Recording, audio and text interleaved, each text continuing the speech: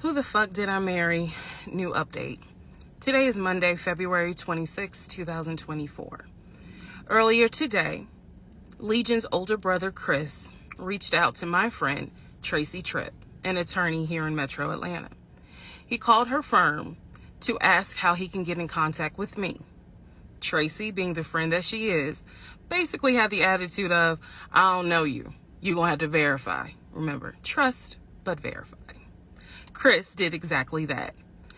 On the phone, he verified, because I was on speakerphone when she called me, that he was in fact the older brother. I felt comfortable. I called him from my personal phone. I called him at 2:16 p.m. Eastern Standard Time. He and I spoke, and there were two things that he asked for me to clear up. Here it is. Number one, Legion's mother passed away first. His father passed away a few years later. It was at the father's funeral that Legion brought his ex-wife, and apparently there was an altercation of some kind between Legion and his older brother. They have not seen each other since the father's funeral. The information that I initially gave in my 50-part series was that they have not seen each other since the mother's funeral. So I want to clarify, they have not seen each other since the father's funeral. Secondly, Chris wanted me to also let you all know that their parents, though they are passed away, the parents did everything they could to get Legion psychiatric help. At one point, they were taking him to different therapists and psychologists. He's been diagnosed as a kid with both bipolar and schizophrenia.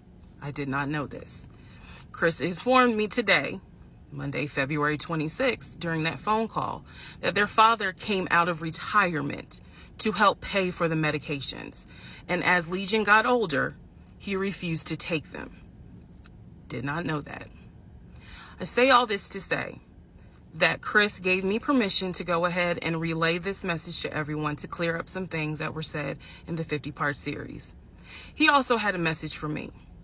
He said, we support you. The family is not mad at you. We've known how he is for years. You can expose that motherfucker. So thank you, Chris. I told him I would make this video to clarify exactly what he said. And he told me that if you or any friends know the family personally up in Philly, Chris has a message for you. The captain is loose. Apparently, you all should know what that means if you know the family. I say all this to say again, I take responsibility and be accountable for the series that I put out, that 50-part series. So if I said something that was incorrect, I have no issue making sure that I correct it as best I can. However, let me be very clear, ladies and gentlemen.